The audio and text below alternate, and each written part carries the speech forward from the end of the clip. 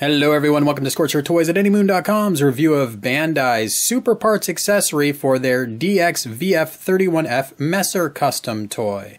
These parts were released in October 2017 for 7,344 yen inclusive of tax and domestic shipping. If you're buying it abroad, you're probably going to have to add another shipping charge on there, so expect to pay more. This toy, unlike the original VF31J Super Parts, comes in a box that's about half the size. That's probably the biggest difference in this release other than color. They still packed exactly the same good stuff, which means you get all of the super parts, plus a fatter fighter mode adapter for the display stand, and an instruction manual. The instruction manual is the second difference here. On the VF31J Super Parts, you get a nice color glossy paper instruction manual. For the 31F, we just get a matte black and white. For those of you who own 31J Super Parts, there's nothing special about the 31F Super Parts. All they've done is replace the blue trim with the black trim. There's nothing unique to either one of these. You can easily swap the armors on either toy or put them on a VF31C toy. So for those of you who are just watching this review to find out if there's been any new enhancements since the 31J, the answer is no, just a simple repaint. But for those of you who are less familiar, let's go ahead and check out the 31F, and we'll start with installation. Alright, if you got your toy in fighter mode and you want to put the super parts on, I'm going to walk you through that installation. Now, I do have a review for the 31J where I put the super parts on in Batroid mode, so if that's what you're trying to do, you can check that out, though it's very straightforward. Most people probably not going to have a problem with it. We'll start with the trickiest part, which is the legs. Now, I did want to show you the leg joint. When you've got everything installed, you do have to be down one gear walk click. And I was not a huge fan of that in fighter mode because it makes this area look a little bit more gappy as opposed to the other side where everything is super nice, tight, and flush. So I do prefer my fighter mode without the super parts, to be perfectly honest. But to put those super parts on, we're going to begin by unhinging the leg from those pegs right there.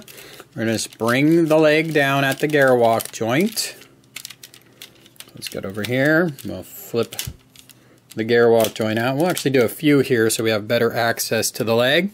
You have this part here, which is just going to attach to the leg via the little slots in the sides of the leg. And just push on, and it'll click right into position.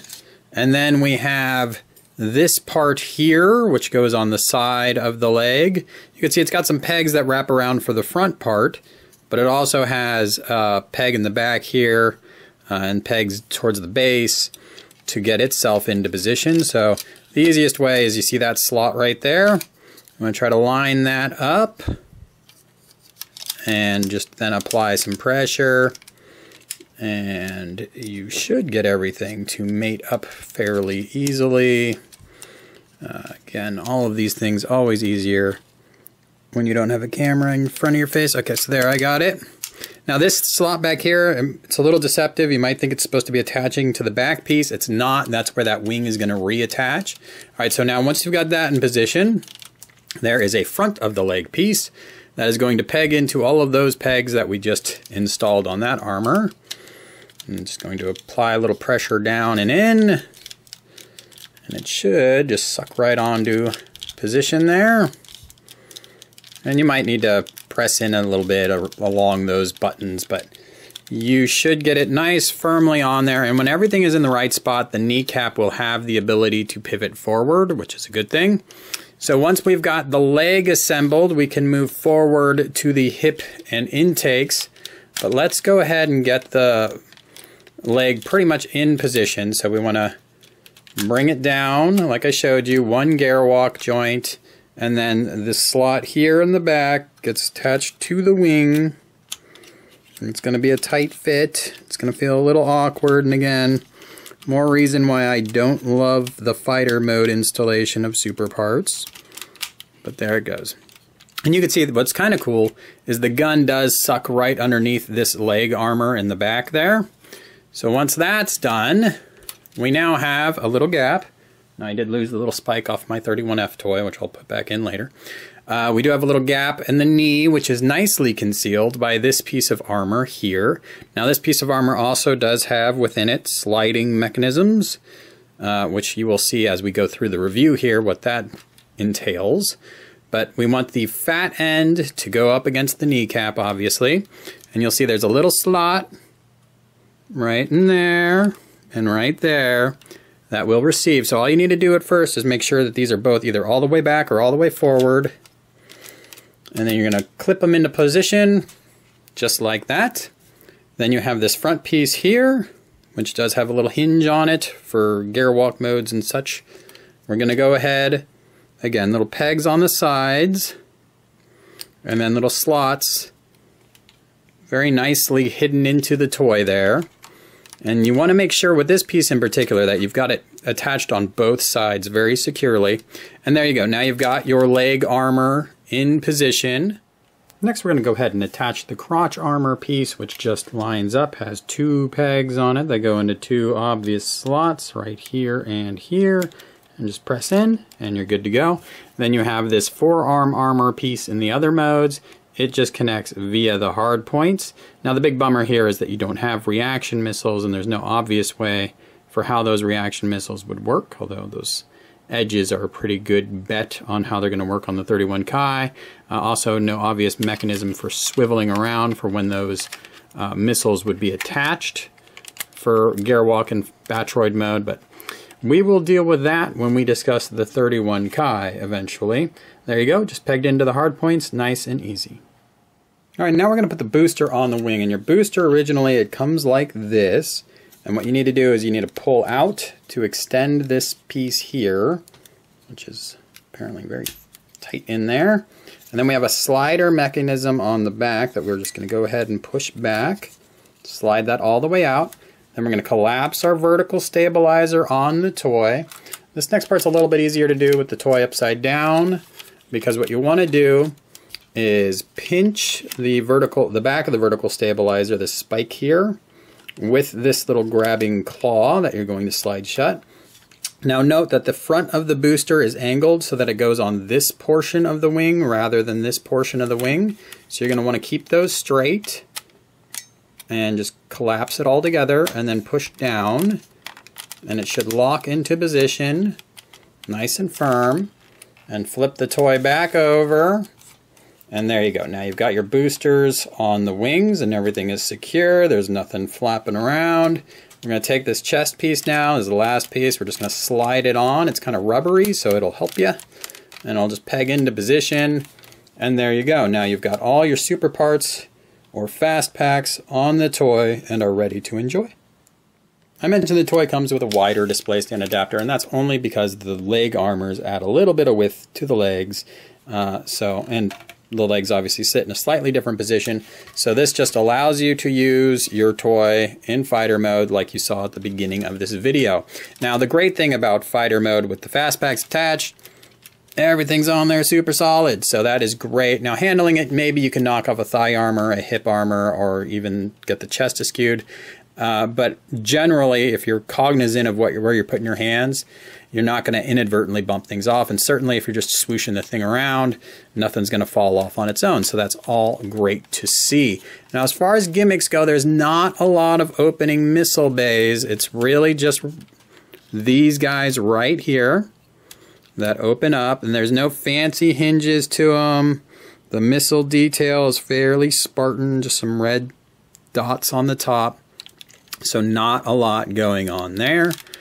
But otherwise, you do still have access to all of your landing gear. You can just pull these guys out, and you can,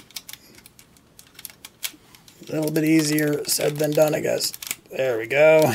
Pull them forward. Rotate those wheels out just like you normally would. All of this is functioning exactly the same as it would, so it's good to know that the armors are not inhibiting the included functionality that was already there, which is something that's always a concern with accessory parts like this. The toy will sit on those landing gear just fine, even though we've got super parts on there. So that's all great to see.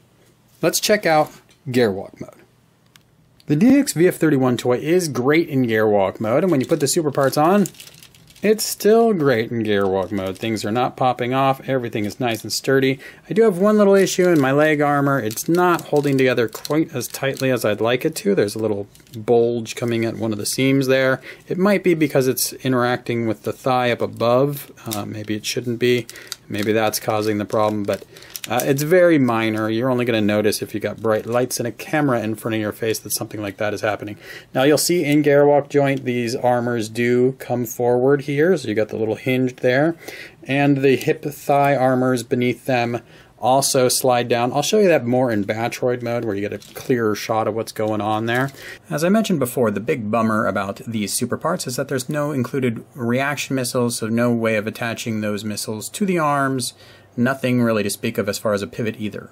Now obviously you could still open up your missile bays, no problem there, although you might have to adjust your backpack to make sure that that can still happen. You do have those big boosters on the back wings. I don't see any sagging. This isn't like the tornado parts on the Renewal VF25 toys where it just seemed to be more weight than the toy could handle.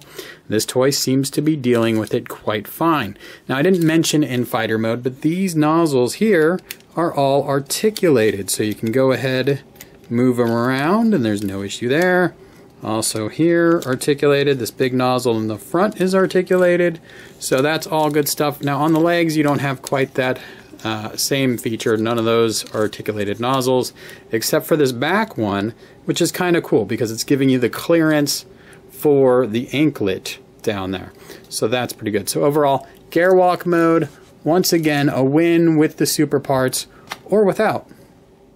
Things do stay on pretty well in transformation from gear walk to Batroid mode. There is one item that you're really going to need to pop off and pop back on again, and that is this chest piece, because you want to have access to these panels here that flip out so you can get the head out. So that is one imperfection. Otherwise, everything is pretty sturdy and holds together well. Now, obviously, in Batroid mode, you have a ton of back kibble to deal with. And even though those hips are ratcheted, they might still not be strong enough to prevent that toy from falling backwards. Also, if you brought the wings full back, you might cause a conflict with this backpack kibble. So you might want to have them flared open a little bit, and there's obviously nothing wrong with doing that. Now, all that said, the toy is going to hold positions very well. The leg armor, everything stays on great, but the leg armor kind of can get askew on me a little bit. So I just have to press in those spots I showed you earlier to make sure everything's connected well there. And you can tell if the kneecap is free moving, everything's all right. Now the hip armors do have that flap that comes out as we saw in gear walk mode, and then the thigh armor moves up and down. And if you're going to use the gear walk joint, you're going to want to slide that armor down first to prevent it from just popping off on you. So something to just keep in mind if it does pop off on you, like perhaps you've seen my review of the Hayate super parts where I've had one of the parts pop off and then I put it on upside down again. It does go on very quickly and easily, and you can put it on upside down. So pay attention when you do that so you don't suffer the same fate that I did. Overall, these toys are amazing fun in Batroid mode, and the inclusion of the super parts does not diminish that. Again, you do have a little more concern with the weight of the backpack, so there might be a few poses that you don't really feel comfortable with because you feel like the toy might fall backwards on you. That's the only real concern. Otherwise, things are staying on well. Again, it's not limiting articulation anywhere. It's not interfering with gimmicks like the knife behind the forearm armor. It's not stopping you from spinning out the guns. So just overall, if you like the look, there's nothing here that would make me say, yeah, you should probably pass on these. I would say they function great. They're fairly minimalist in what they offer for the price. But if you're someone that really digs this look, then there's nothing here that would prevent you from going out and getting it, and I would recommend it to you if you are a big fan of the look. If not, I would say the naked Valk is far more iconic, so I could definitely see a lot of people just passing on these parts because as far as they're concerned, they're not really worth the cost of entry. Check out anymoon.com for my full article, and as always, thanks for watching.